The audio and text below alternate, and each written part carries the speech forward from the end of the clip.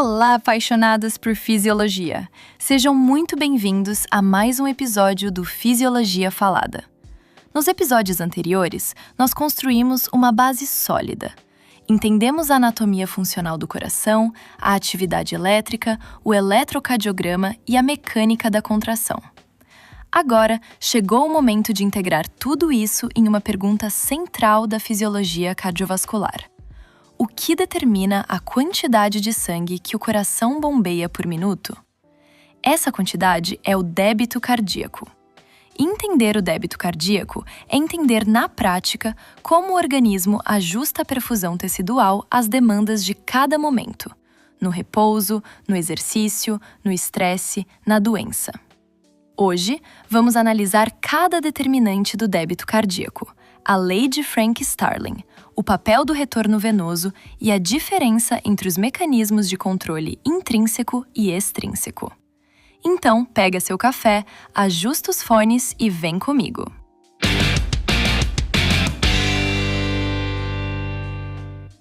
O débito cardíaco é definido como o volume de sangue ejetado por um ventrículo por unidade de tempo, habitualmente expresso em litros por minuto. Ele é o produto de duas variáveis, a frequência cardíaca, ou seja, o número de batimentos por minuto, e o volume sistólico, que é o volume ejetado a cada batimento. Débito cardíaco é igual à frequência cardíaca multiplicada pelo volume sistólico. Em um adulto em repouso, considerando uma frequência de aproximadamente 70 batimentos por minuto e um volume sistólico em torno de 70 ml, obtemos um débito cardíaco de cerca de 5 litros por minuto. Esse valor corresponde aproximadamente à volemia total circulando uma vez a cada minuto. Um conceito derivado importante é o índice cardíaco, que é o débito cardíaco corrigido pela superfície corporal. Ele permite comparar indivíduos de tamanhos diferentes e é amplamente utilizado na avaliação hemodinâmica. A partir dessa equação, fica claro que qualquer alteração no débito cardíaco resulta de mudanças na frequência, no volume sistólico ou em ambos. Vamos analisar cada um desses componentes. A frequência cardíaca é determinada em condições normais pela taxa de despolarização espontânea do nó sinoatrial. Essa taxa intrínseca é modulada continuamente pelo sistema nervoso autônomo. A estimulação parasimpática, mediada pelo nervo vago e pela acetilcolina agindo em receptores muscarínicos, reduz a frequência cardíaca. A estimulação simpática, mediada pela noradrenalina agindo em receptores beta-1 adrenérgicos, aumenta a frequência. Em repouso, predomina o tônus vagal, o que significa que a frequência de repouso é mais baixa do que a frequência intrínseca do nó sinoatrial isolado. Há um ponto fisiológico relevante que precisa ser destacado. O aumento da frequência cardíaca eleva o débito apenas até certo limite. Isso ocorre porque o período diastólico é o mais afetado quando a frequência aumenta. Em frequências muito elevadas, o tempo de enchimento ventricular diminui de forma significativa, reduzindo o volume diastólico final e, consequentemente, o volume sistólico. A partir de determinado ponto, o aumento adicional da frequência não eleva mais o débito e pode até reduzi-lo, justamente pelo comprometimento do enchimento. Portanto, frequência e enchimento estão diretamente relacionados, e essa relação impõe um limite fisiológico à taquicardia como mecanismo de aumento do débito. O volume sistólico é o segundo componente do débito cardíaco, e ele é determinado por 3 fatores: pré-carga, contratilidade e pós-carga. Vamos definir cada um com precisão. A pré-carga corresponde ao grau de estiramento das fibras miocárdicas ao final da diástole, imediatamente antes da contração. Do ponto de vista prático, a pré-carga está relacionada ao volume diastólico final, ou seja, a quantidade de sangue presente no ventrículo ao término do enchimento. A pré-carga depende diretamente do retorno venoso, que vamos discutir em detalhe adiante. A contratilidade, também chamada de inotropismo, é a força de contração do miocárdio para um determinado comprimento inicial da fibra. É uma propriedade intrínseca do músculo cardíaco, independente da pré-carga e da pós-carga. A contratilidade é aumentada pela estimulação simpática e por catecolaminas circulantes, que elevam a disponibilidade de cálcio intracelular.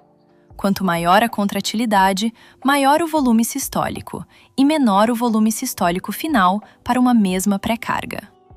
A pós-carga é a tensão que o ventrículo precisa desenvolver para ejetar o sangue, superando a resistência à ejeção. No ventrículo esquerdo, ela está relacionada principalmente à pressão aórtica e à resistência vascular sistêmica. O aumento da pós-carga para uma mesma pré-carga e contratilidade reduz o volume sistólico, porque o ventrículo precisa gerar mais pressão antes de abrir a válvula aórtica, o que prolonga a fase isovolumétrica e diminui a fração ejetada. Resumindo, a pré-carga e a contratilidade tendem a aumentar o volume sistólico, enquanto o aumento da pós-carga tende a reduzi-lo. Agora precisamos aprofundar um dos princípios centrais da fisiologia cardíaca, a lei de Frank-Starling do coração. Essa lei estabelece que, dentro de limites fisiológicos, quanto maior o volume diastólico final, ou seja, quanto maior o estiramento das fibras miocárdicas antes da contração, maior será a força de contração e, portanto, maior o volume sistólico ejetado. O mecanismo celular por trás desse fenômeno está relacionado à variação da sensibilidade dos miofilamentos ao cálcio e à otimização da sobreposição entre os filamentos de actina e miosina, conforme o comprimento do sarcômero aumenta. Quando a fibra é estirada dentro de uma faixa adequada, há um aumento da sensibilidade ao cálcio e uma melhor interação entre os filamentos, o que eleva a força gerada durante a sístole. A importância funcional dessa lei é fundamental. Ela permite que o coração ajuste automaticamente o volume ejetado ao volume que recebe.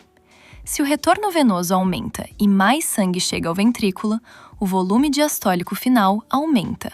As fibras são mais estiradas e o volume sistólico aumenta na batida seguinte. Isso ocorre sem necessidade de qualquer comando nervoso ou hormonal. Além disso, a lei de Frank-Starling é um mecanismo que equaliza o débito dos dois ventrículos. Como os ventrículos direito e esquerdo estão dispostos em série, é essencial que eles ejetem, em média, o mesmo volume. Se o ventrículo direito ejeta um pouco mais, aumenta o retorno para o ventrículo esquerdo, que responde aumentando seu próprio volume sistólico. Esse ajuste contínuo impede o acúmulo de sangue em um dos circuitos. Precisamos falar agora sobre o retorno venoso, já que a pré-carga depende do volume de sangue que chega ao coração. O retorno venoso é o volume de sangue que retorna ao coração pelas veias por unidade de tempo. Em condições de equilíbrio, o retorno venoso é igual ao débito cardíaco, já que o sistema circulatório é fechado. O que retorna ao coração é, em média, o que precisa ser bombeado. O retorno venoso depende de um gradiente de pressão entre as veias periféricas e o átrio direito. Esse gradiente, embora pequeno, é suficiente para direcionar o fluxo de retorno. Vários fatores influenciam esse gradiente e, portanto, o retorno venoso. O primeiro fator é a volemia. Um aumento no volume sanguíneo eleva a pressão de enchimento do sistema e favorece o retorno. A hipovolemia produz o efeito oposto. O segundo fator é o tônus venoso. As veias contêm a maior parte do volume sanguíneo e funcionam como reservatório. A venoconstrição, mediada pelo sistema simpático, reduz a capacitância venosa e desloca sangue em direção ao coração, aumentando o retorno. O terceiro fator envolve dois mecanismos auxiliares de bombeamento, que merecem detalhamento próprio. O primeiro mecanismo auxiliar é a bomba muscular esquelética. Durante a contração dos músculos esqueléticos, especialmente dos membros inferiores, as veias localizadas entre as fibras musculares são comprimidas. Como as veias possuem válvulas unidirecionais, essa compressão impulsiona o sangue em direção ao coração e impede o refluxo. Assim, a atividade muscular rítmica, como ocorre na deambulação, aumenta de forma significativa o retorno venoso.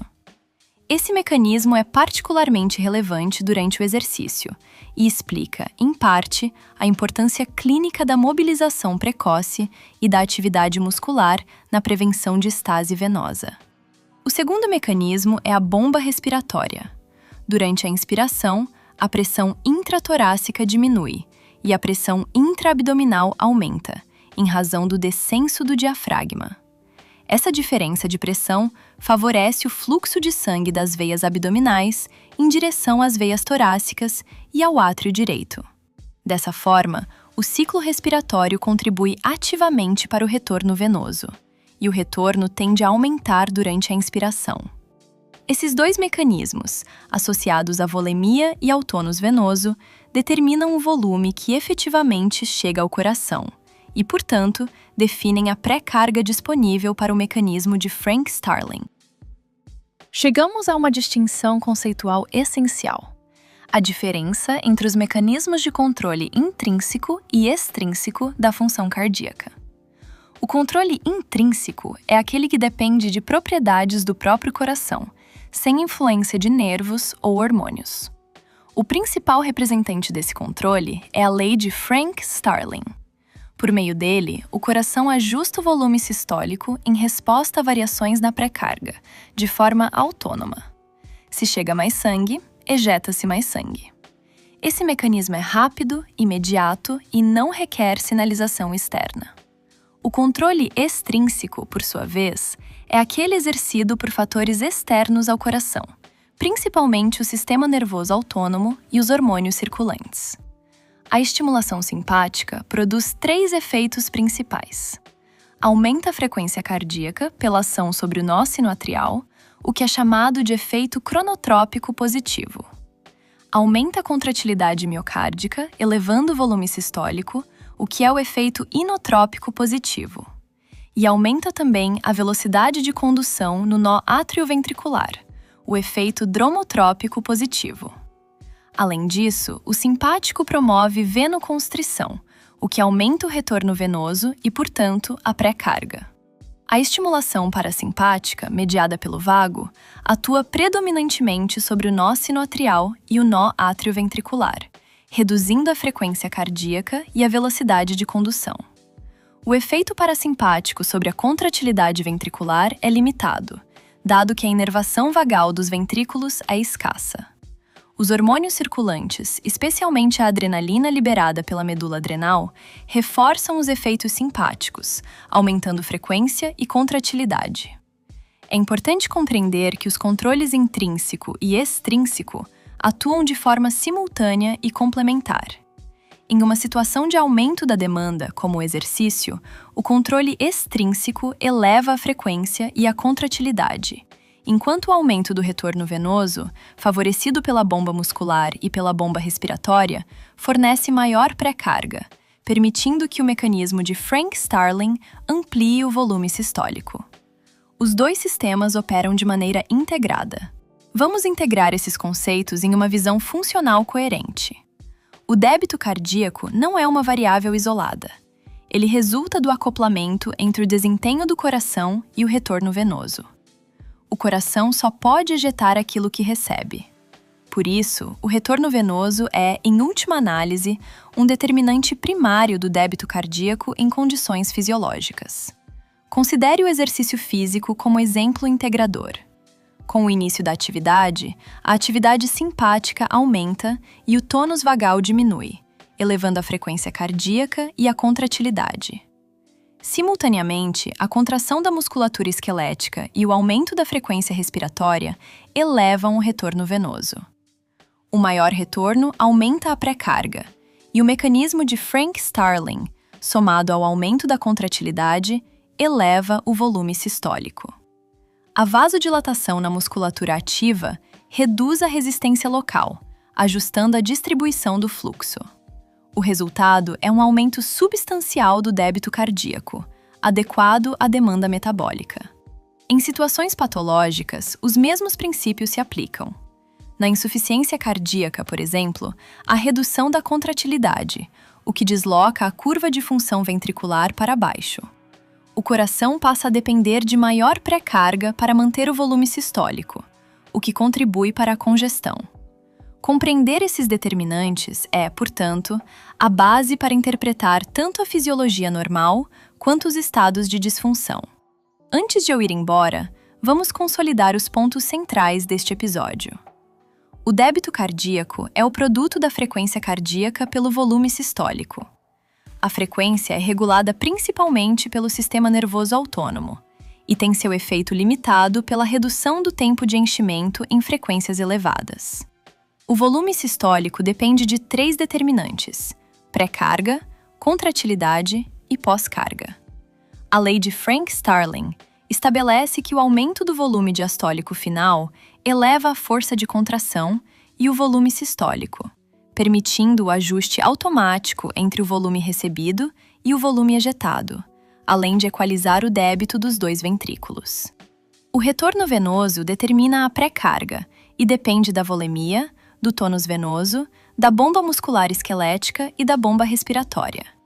E, por fim, distinguimos o controle intrínseco, representado pela lei de Frank-Starling, do controle extrínseco, exercido pelo sistema nervoso autônomo e pelos hormônios circulantes, compreendendo que ambos atuam de forma integrada. No próximo episódio, daremos continuidade ao estudo da circulação, analisando os vasos sanguíneos, a pressão arterial e os mecanismos que regulam a distribuição do fluxo pelos diferentes territórios do organismo. Obrigado por acompanhar mais este episódio. Até a próxima!